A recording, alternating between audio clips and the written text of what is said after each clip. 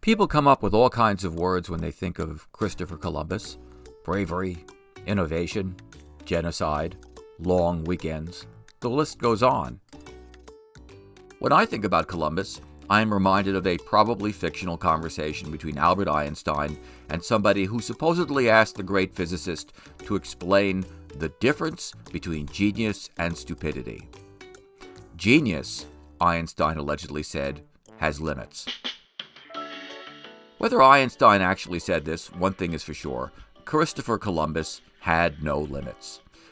Every time I read something about him, he reminds me of one of those guys who falls into the habit of compulsive lying and exaggeration in his early 20s, launches some idiotic scheme in his 30s, is fleeing the mob by his 40s, and is gone and forgotten long before he is eligible for Social Security.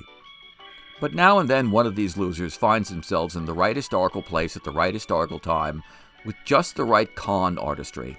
And the next thing you know, they're Christopher Columbus.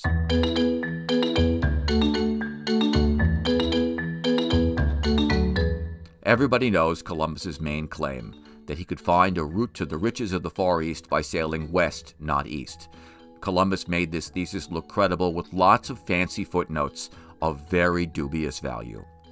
First, he insisted to King Ferdinand and Queen Isabella of Spain that his proposed trek would amount to a hop, skip, and a jump because the Earth was supposedly smaller than the Greek mathematician Eratosthenes had calculated it in 200 BC.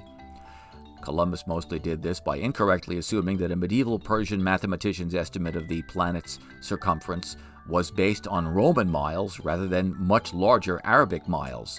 This conveniently reduced the girth of the Earth, so to speak, by about 25%. Second, he created his own smushed-together map of the world based on his own secret special sauce reading of various ancient astronomers and adventurers, most notably Ptolemy, Marinus of Tyre, and Marco Polo. And from this customized formula, he concluded that Japan was about 8,000 miles closer to the coast of Portugal than it actually was. Finally, Columbus insisted that when he got to the Promised Land, he would find the great Khan of the Mongols, legendary rulers of China, and would quickly establish trade between the Mongol Empire and Spain. There was only one problem with this expectation: the Mongol Empire had disintegrated about a century earlier.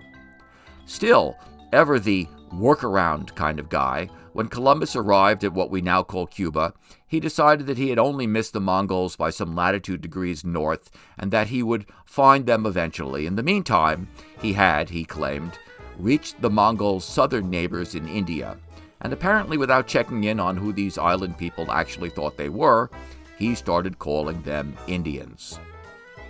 That was the beginning of the New World, folks, and you're surprised at the results?